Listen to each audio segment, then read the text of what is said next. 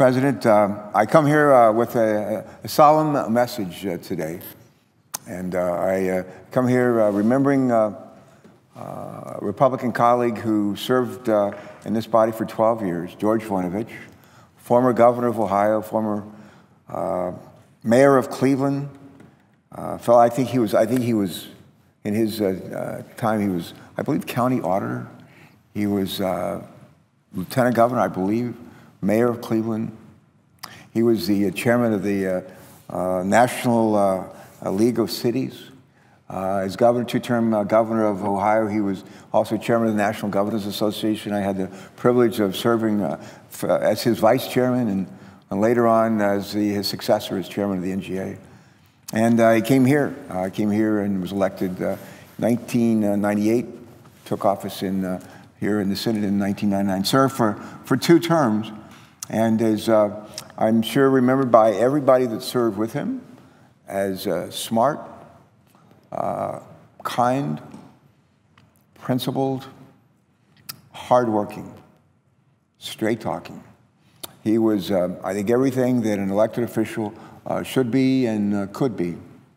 He and I went to Ohio State together, not at the same time, but he was in law school a year or 2 older than me, and I was an undergraduate. But so I never got to know him at that point in time, but we share a lot of bonds, and got to know his family well, his wife Janet, and my wife Martha. We were governors together, they were spouses together, and very good close friends there. I liked him. You know, you ever meet somebody and you just like him right away.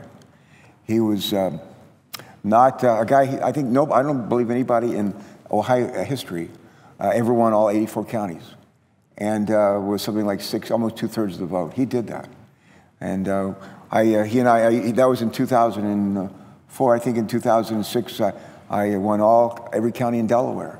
We have 3. He has like 80 or so counties in Ohio, and I would joke with him, well, we both won every county in our state. It was a little harder for him, but he impacted this place as I think relatively few people do. We served together on a committee called Environment and Public Works. We served together in a committee that was initially called Governmental Affairs, later Homeland Security and Governmental Affairs, and he was one of the leaders in each of those committees. He was one of those people who had the courage to keep out of step when everybody else was marching to the wrong tune. As a Republican, at a time we had a Republican president, and by 2007 the war in Iraq was not going well, and he very bravely within his own caucus called on President George W. Bush to begin a phased withdrawal of our troops, and basically said, you know, the Iraqis, they ought to be able to do a little more for themselves, fend for themselves. We'll help them, but they should do more for themselves. He's one who believed that we needed to match revenues with expenditures, and he was a guy who really knew how to squeeze a dime, and fiscally very responsible, and a big believer in states should be fiscally responsible. Cities, he became mayor of Cleveland when they were basically bankrupt, and helped guide them back to prosperity and to rekindle the economy there, helped to foster an extremely strong economy. In Ohio, that's how he won every single county. But he was a guy who would actually vote against a tax break when it wasn't, he thought it wasn't fiscally responsible to do, that would further our revenue base and enlarge our budget deficit.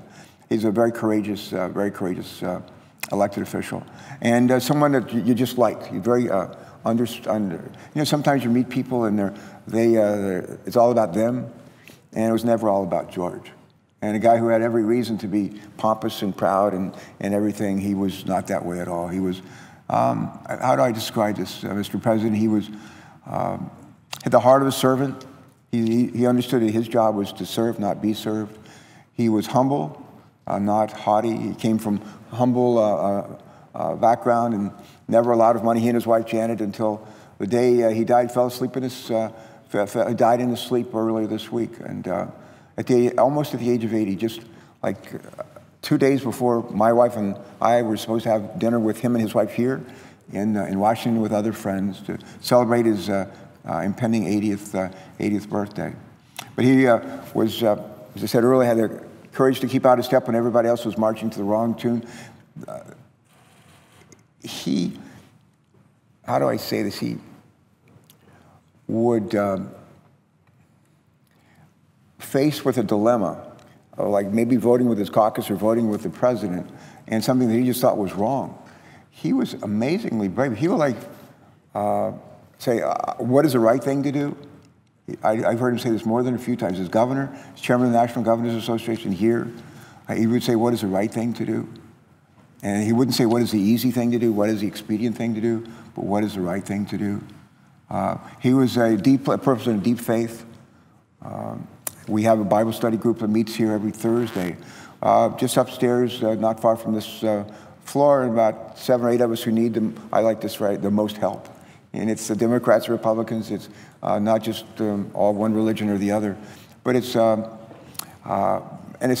meeting that he came to just about every Thursday, and was a person of deep faith. He felt that the most important rule of all for us to follow, regardless of what religion we are, whether Protestant or Catholic or Jew or Muslim or Hindu or Buddhist, they all have the golden rule. They have some version of the golden rule in each of those religions. Even Confucius in China had something like the golden rule 2,500 years ago, which goes something like this: don't do to others what you don't want to have done to you. So, but George was really the embodiment of the golden rule, to treat other people the way you want to be treated. He had a temper. I've seen him lose his temper a time or two, but frankly, he lost it when he should have. He lost it when he should have. Today we had a roundtable, Mr. President, and the roundtable included folks from someone from the GAO, General Accountability Office. Every 2 years, as the presiding officer knows, the GAO puts out a high-risk list.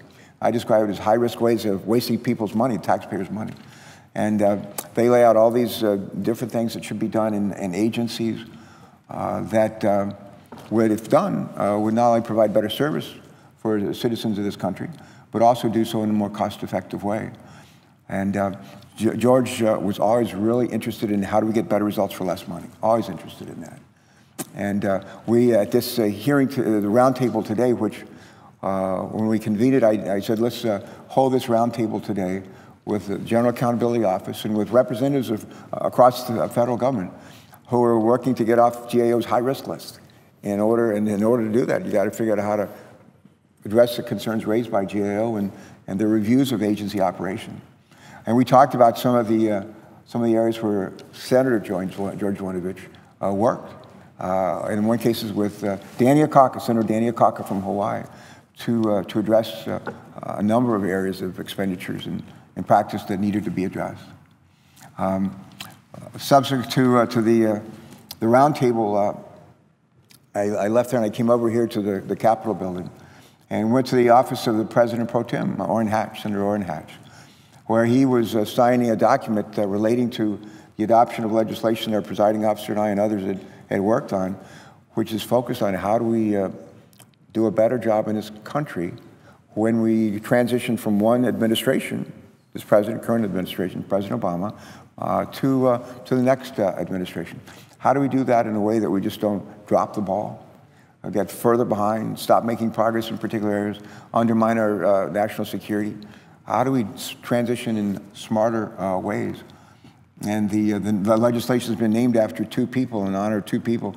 Senator Ted Kaufman, who was Joe Biden's successor here, our senator for 2 years following Joe's departure to become vice president, and before Chris Coons was elected president and joined us here in the Senate.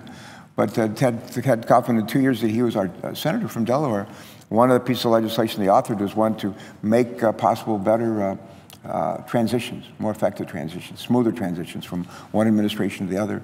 Another person who's thought about that a whole lot was a fellow named Mike Leavitt. Mike Leavitt, former governor of Utah, later cabinet secretary in George W. Bush's administration, friend of mine. I succeeded George as George Voinovich as chairman of the National Governors Association, and Mike Leavitt was the vice chairman, and he became the chairman. And we're all very close friends and colleagues then, and right up until George's death. But we went over to literally to the President Pro Tem's office, and he signed the documentation. We had Senator Kaufman there, we had Governor Leavitt there, and we remember George Voinovich, because when the first version of that legislation was passed, Ted Kaufman was the Democratic lead, and George Voinovich was the Republican lead. That's just one of dozens of examples where he provided leadership for this country, and as he did for Ohio and the roles that he played there. I really love George Voinovich. Just love the guy. And I think when we think of leaders, sometimes people say, do as I, some folks that are in a leadership position, they'll say, to others, they'll say, do as I say. George actually said, do as I do. He was a big believer in leading by example. And the other thing that I loved and respected about him, very tenacious. We've all met people who could have done something, gotten something done, been somebody, and they gave up. They gave up. He never gave up. He's one of those people, when he knew he was right, he was sure that he was right, he never gave up. And tomorrow, people from all over Ohio, actually from around the country, will gather in Cleveland at the, not far from the home where George and Janet and her family were raised, in where they lived for many years, where Janet still lives. And it will be sad, but there'll also be a sense of joy. There's probably not many good ways to die, but to die at the age of almost 80, and to die in your sleep without pain and suffering, and to have a legacy of wonderful children, children any of us would be proud to call our own, a bunch of grandchildren, same thing, any of us would be proud to call our own. That's a great legacy if you just stopped right there. But the legacy goes well beyond that in terms of the way that Ohio is governed today by Governor John Kasich, who's another close friend, and someone who he and I came to the House together in 1983. And I'm delighted he's had the opportunity to serve as governor there, a worthy successor to George Voinovich. And frankly, I might add, I'll probably get in trouble in my caucus for saying this, but frankly, he would have been a great nominee for our friends in the Republican Party, but apparently that's not in the cards. So, Mr. President, I won't go on much further, but when people say bad things about elected officials or unkind things about elected officials, I just think it's too bad they didn't know the presiding officer, and they didn't know George Voinovich, because they wouldn't feel that way if they knew him or had any idea of his commitment and dedication and sacrifice in his leadership. I'll close with this thought. A fellow who used to serve here was a fellow named Alan Simpson. Alan Simpson was senator from Wyoming. We remember him today because he was a co-author of a Bowles-Simpson plan to a more fiscally responsible deficit reduction plan, probably about 6-7 years ago, established by President Obama. And I thought it was still a good roadmap then. I still think it's a good roadmap today. But Alan Simpson was a Republican part of that tandem with Erskine Bowles. Alan Simpson used to say a lot of very funny things. He was probably as amusing or humorous as anybody who's ever served here. But he also said some serious things, too. And one of them reminds me of George Voinovich. And Alan Simpson used to say, talk about integrity. He would talk about integrity. He'd say, integrity, if you have it, nothing else matters. Integrity, if you don't have it, nothing else matters. Think about that.